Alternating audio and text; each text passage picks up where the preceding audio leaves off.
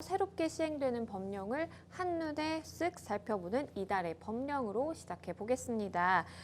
많은 법령들이 또 이번 달에 이렇게 새로 시행이 되고 있는데요. 먼저 첫 번째로 소개할 법령은요.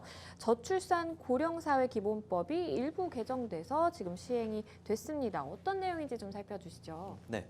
그 저출산 고령사회 기본법이 이제 일부 개정돼서 이제 시행을 앞두고 있는데요. 네. 그래서 이제 개정 이유부터 좀 살펴보면 그 저출산 고령사회 문제를 해결하기 위해서 국가 및 지방자치단체가 저출산 고령사회 대응에 미치는 영향이 큰 사업에 대해 좀 더 심층적인 평가를 실시할 수 있도록 하고 그 저출산 고령사회 정책과 관련한 그 교육 및 홍보 등을 수행하는 기관 및 단체 등에 대한 지원 근거를 마련하기 위해 보완된 개선 입법이 시행되었고요. 네. 또 추가적으로는 그 제4차 저출산 고령사회 기본계획에 따라 출산 가정의 초기 양육 부담을 경감하고 아동 양육에 대한 사회 국가 책임을 강화하여 저출산 완화에 기여하기 위해 그 출생 아동당 200만 원의 첫 만남 이용권을 지급할 수 있는 근거 규정을 마련하고 있습니다.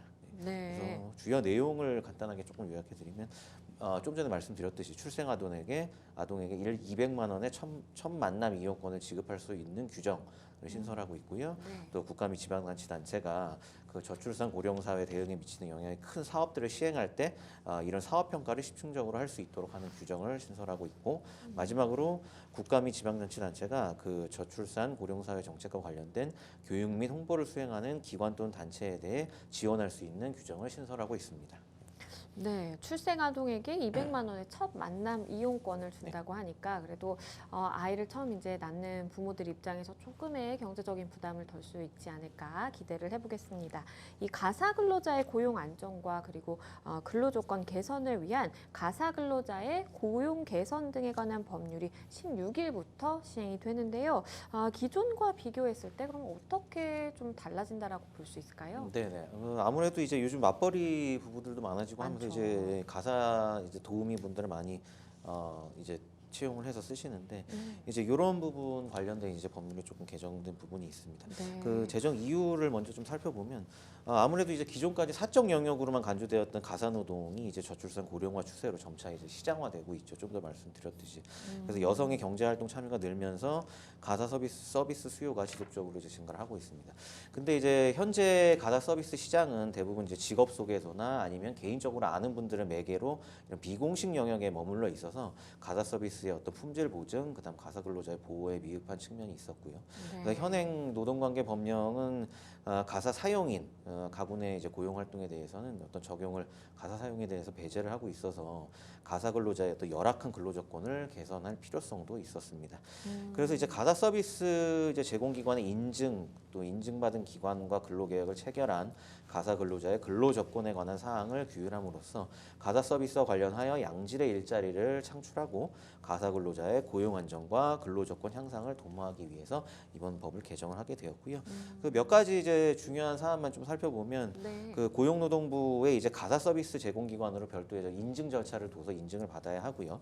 그다음에 가사 근로자의 어떤 유급 고용, 그다음에 손해배상 수단을 갖춰야 한다는 이런 세부 내용이 있고, 그다음에 최소 근로 시간은 일주일에 이제 15시간 정도로 하는 이런 내용들이 이번에 이제 개정 새로 법률에 들어가게 되었습니다. 그런데 이 가사 근로자법 시행으로 인해서 가사 노동자도 일반 노동자의 이제 법적 지위를 갖게 되었다라고 좀 볼 수 있는 측면도 있겠지만 네네. 정작 법 시행을 위해서 애써온 협동조합 또 비영리 법인이 예상치 못한 난관에 부딪혔다고 하는데 이건 무슨 내용일까요? 네네. 이게 아무래도 어떤 내용이냐면 이 법이 이제 제대로 된 어떤 가사 서비스에 대한 어떤 제대로 된 규정을 갖추기 위해서 이런 공익단체들, 뭐 협동조합이나 이런 지역사회나 이런 쪽에서 공익적인 성격을 갖고 있는 조합 단체들이 많은 노력을 해왔습니다. 근데 네. 실제로 이제 이게 어떤 법 개정이 되면서 시장으로 양성화됐을 때 이제 오히려 이런 이제 노력을 해온 공익단체들은 좀 배제가 되고 오히려 이런 규정을 딱 맞춰서 전체적으로 좀 대규모로 시행할 수 있는 이런 가사 플랫폼. 우리 저희도 보면 이제 모바일을 통해서 어떤 그렇죠. 가사 도우미 분들을 이제 이렇게 고용하는 형태 이렇게 네. 큰 플랫폼만 오히려 이득을 보는 게 아니냐. 그래서 오히려 또 영세한 사업자한테 역효과가 있는 게 아니냐 하는 게 이제 이런 그 어떤 부작용에 대한 우려의 핵심인데 조금 더 내용을 자세히 들어보면 이제 가사근로자법 시행으로 그 이런 문제들이 대두가 된 게 가사근로자법 시행을 위해서 애써온 이제 협동조합이나 비영리법인들이 어떤 말씀드렸듯이 예상치 못한 난관에 부딪히게 된 겁니다. 네. 애초에 가사 노동자의 권익을 보호하고 가사 서비스업을 체계화하기 위해서 어떤 공익적 제공기관과 사회적 기업을 육성하는 내용이 포함된 법안이 또 별도로 발의도 됐는데 실제로 이런 법 제정 과정에 이런 부분이 논의가 되지 않고 이로 인해 공익적 성격이 강한 어떤 사회적 경제 조직이 철저하게 시장 논리의 영향을 받아 공익성이 약해질 수 있다는 우려가 제기가 된 겁니다. 그래서 처음에는 이제 이런 공익성을 활성화하기 위한 부분도 분명 논의가 법제화 측면에서 논의가 된 부분은 맞는데 이런 부분들이 실제로 반영이 안 된 좀 아쉬운 부분이 있다. 그래서 이런 부분은 추후 좀 입법적으로 보완을 해야 되지 않나 하는 그런 생각이 듭니다. 그러게요. 네. 아직 좀 보완이 돼야 되는 부분들이 좀 남아 있는 것 같습니다. 마지막으로 동물보호법 시행 규칙이 일부 개정돼서 시행이 되는데요. 자세한 내용 좀 살펴주시죠. 네. 그 최근에 이제 반려동물들이 또 굉장히 수요도 늘어나고 이제 그쵸. 반려동물 서비스에 대한 수요도 자연스럽게 늘어나게 돼서 이런 동물보호법이 이제 개정되고 이런 과정에 대해서 좀 관심들이 많으신데요. 이번에 이제 시행 규칙이 일부 개정이 됐는데 그 개정 이유를 좀 살펴보면 동물 장묘업, 동물 전시업 및 동물 위탁 관리업 등 반려동물 관련 영업의 세부 범위를 이제 명확히 하고요. 그리고 동물 화장 시설의 화장로는 동물의 사체 또는 유골을 완전히 연소할 수 있는 구조로 영업장 내에 설치하도록 하는 등 반려동물 관련 영업의 영업별 시설 및 인력 기준을 이제 명확하게 하고 있고요.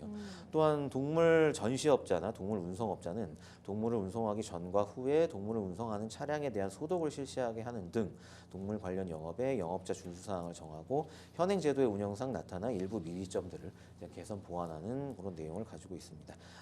주요 내용을 조금만 살펴보면 네. 그 반려동물 관련 영업의 어떤 세부 범위를 명확화했고요. 좀 전에 말씀드렸듯이 그리고 반려동물 관련 영업의 어떤 영업법 시설 및 인력 기준을 이제 강화해서 이런 부분을 좀 명확하게 구체적으로 내용을 보완을 했고 마지막으로 동물 관련 영업자의 영업자 준수사항 아무래도 동물 복지를 위해서 좀 더 그쵸. 이런 면들을 구체화해서 이번에 시행 규칙을 개정을 하게 되었습니다.